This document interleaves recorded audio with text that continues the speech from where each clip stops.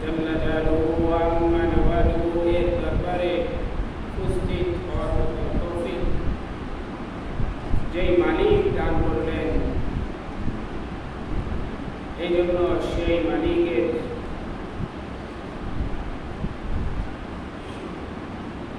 নিয়ামতের শুকরগুজার করছি, বলছি আলহামদুলিল্লাহ।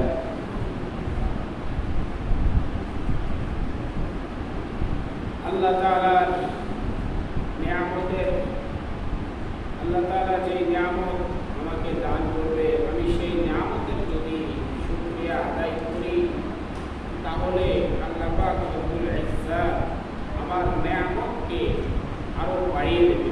সুবহানাল্লাহ।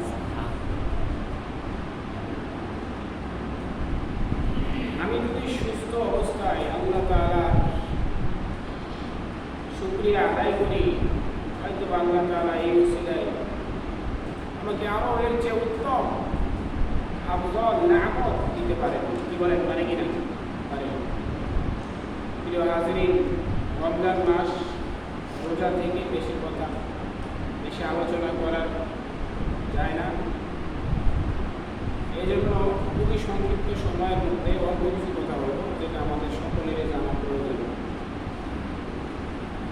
দেখতে দেখতে রহমতের 10 দিন আমাদের থেকে বিদায় নিয়ে চলে গেলেন। তারপরে দ্বিতীয় ভাগের মাগফিরাত, নাকি মাগফিরাতের ভাগ চলতেছে।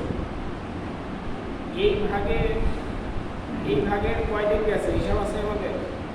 7 দিন চলে যেতেছে। আজকে 8 তারাবি হবে, অর্থাৎ 18তম তারাবি আজকে হবে। আজকের আলোচনার বিষয় হলো, সামনে আমরা কিভাবে কদর, লাইলাতুল কদর হাসিল করতে পারি, এই সম্পর্কে কিছু আলোচনা হবে। এবং আল্লাহর হাবিব সাল্লাল্লাহু আলাইহি ওয়াসাল্লাম তিনি রমজান মাসের শেষ 10 দিন ইতিকাফ করেছেন, এবং এই ইতিকাফ করাটা সুন্নতে মুআক্কাদা, করতেই হবে, না করলে গুনাহ হবে। কোনো ব্যক্তি যদি সুন্নতে মুআক্কাদার আমল ছেড়ে দেয়, তাহলে তার কি হয়? গুনাহ হয়। কি হয় ভাই? গুনাহ হয়। আর যদি করে, তাহলে তার আমল নামায় অনেক সওয়াব দেওয়া হয়।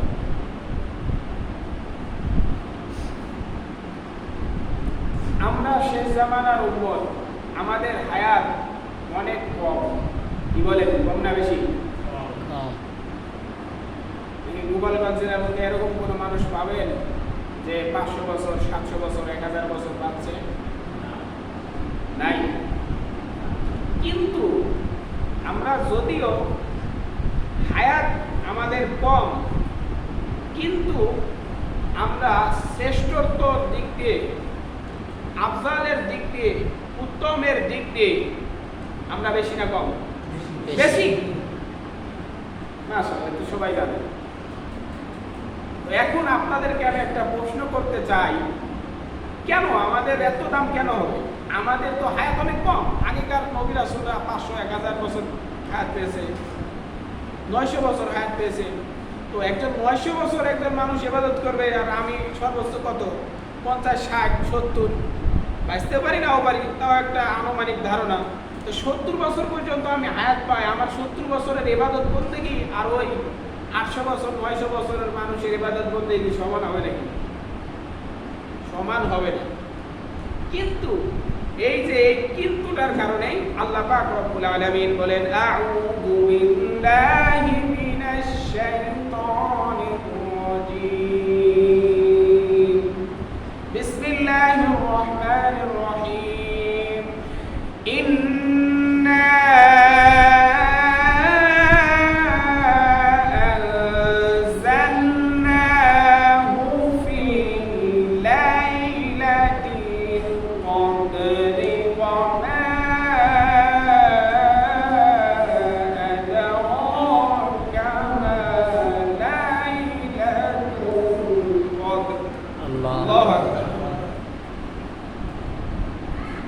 উপস্থিতি, এই আয়াতে কারিমার তাফসীর করে এই সংক্ষিপ্ত সময়ের মধ্যে শেষ করা যাবে না। সংক্ষিপ্তভাবে শুধু এটাই বুঝাইতে চাই, এই কোরআনুল কারীমের মধ্যে আল্লাহ পাক রব্বুল আলামিন জানাই দিয়েছেন কদরের ফজিলত। কিসের ফজিলত ভাই? কদরের ফজিলত। তাফসীর কিন্তু বলবো না, বলার সময়ও নাই।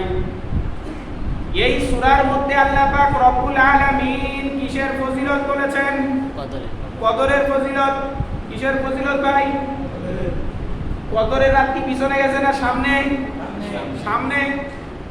লাস্টের যে 10 দিন, এই 10 দিনের মধ্যে জোর রাত না বেজোর রাত? কিসের রাত ভাই? বেজোর রাত।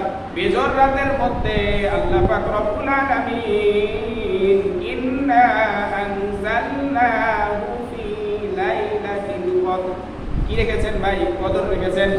কি রেখেছেন? কদর। যে কোনো ফজিলত হাদিসে পাকের মধ্যে অনেক আছে, কিন্তু এই কদরের রাতের এত ফজিলত, এত সওয়াব আল্লাহ পাক রব্বুল আলামিন সূরাতুল কদরের মধ্যেই এর তাফসীর, এর ব্যাখ্যা করে দিয়েছেন। সুবহানাল্লাহ। তাহলে বুঝেন এখন এই কদরের রাতের কত ফজিলত। আমি বলতেছিলাম আমাদের হায়াত কিন্তু কম, কিন্তু আমরা শ্রেষ্ঠতর দিক দিয়ে অনেক বেশি। বেশি না কম? এই যে এখন বুঝতে পারবেন আমাদের হায়াত কিন্তু কম, আল্লাহ পাক রব্বুল আলামিনের কাছে আমাদের দাম, আমাদের মর্যাদা, শেষ নবীজির উম্মতের মর্যাদা কম না বেশি? বেশি। আমরা মাত্র একটা দিন, একটা রাত ইবাদত বন্দেগী করে 1000 রাতের ইবাদত বন্দেগীর সওয়াব আমার আপনার আমলনামায় দেওয়া হবে। সুবহানাল্লাহ। কয় দিনের সওয়াব দেওয়া হবে ভাই? 1000। দেখেন এখন যদি আপনি 12টা শবে কদর পেয়ে যান, তাহলে আপনার ইবাদত বন্দেগী আর একজন 800-900 বছর বাঁচতেওয়ালা মানুষের ইবাদত বন্দেগী যোগ বিয়োগ করে দেখেন সমান হয়ে যাবে। সুবহানাল্লাহ।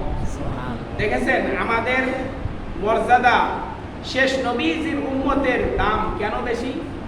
যদিও বাহ্যিকভাবে আমরা দেখতেছি হায়াত কম, কিন্তু আমার মাওলা পাক দয়ালু, রহমান, রহিম, আজিজুল গফফার, কাহ্হার, তিনি এক রাতের মধ্যেই আমাদের 1000 রাতে ইবাদত বন্দেগী করলে যে সওয়াব, ওই সওয়াব তার আমলনামায় দেওয়া হয়। সুবহানাল্লাহ। ইনশাআল্লাহ আমরা এই কদরের রাতে ইবাদত বন্দেগী করতে প্রস্তুত আছি তো সবাই? ইনশাআল্লাহ। ইনশাআল্লাহ। কে কে প্রস্তুত আছেন দেখি একটু। যাক, আল্লাহ তাআলা যারা হাত উঠাইছেন তাদের জন্য দোয়া করি, আল্লাহ তাআলা যেন সবাইকে কবুল করেন। আমিন। মা বোনদেরকেও যেন এই রাতে বেশি বেশি আল্লাহ তাআলা ইবাদত বন্দেগী করার তৌফিক দেয়, এই জন্য আরেকবার বলি আমিন। খালি নিজে বাঁচবো, আরেকজনকে বাঁচানোর জন্য দোয়া করবো না, তা হবে না। আমিও আমার জন্য যেরকম দোয়া করবো, আর এক পাড়া প্রতিবেশী ভাই, ফ্যামিলির সকলের জন্য দোয়া করতে হবে। আরেকটা কথা বলি, ইতিকাফ যেরকম আমরা মসজিদে করি, সুন্নতে মুআক্কাদার ইতিকাফ 10 দিন, শেষের যেই নাজাতের যে কয়দিন আছে সে কয়দিন।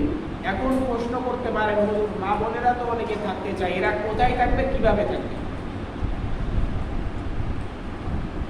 মা বোনদের জন্য ইতিকাফ করার অনুমতি আছে, করলে করতে পারবে।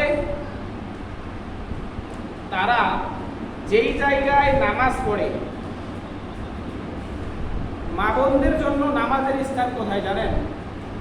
ঘরের মধ্যে গোপনীয় স্থান যেখানে, সেখানেই তাদের নামাজের উত্তম জায়গা, আর তারাই সেইখানেই ইতিকাফ করবে। কি করবে ভাই? ইতিকাফ করবে। যদি কোনো নেককার মানুষ থেকে থাকে, আলহামদুলিল্লাহ আপনাদের এলাকাতে আলহামদুলিল্লাহ দেখি সবাই নেককার, পরেশগার, অনেকে অনেক জায়গায় কোরআনুল কারীম শিখে, আলহামদুলিল্লাহ এটা দেখে আমার অনেক ভালোই লাগে। তো হয়তো বা কেউ থাকলে থাকতে পারে, তারা যে জায়গায় নামাজ পড়ে সে জায়গায় থাকবে। আল্লাহ তাআলা আমাদের সকলকে রমজান মাসে বেশি বেশি ইবাদত বন্দেগী করে আল্লাহ তাআলাকে সন্তুষ্ট করে দুনিয়া থেকে শেষ নিঃশ্বাস ত্যাগ করার মতো যেন তৌফিক দান করেন। আমিন।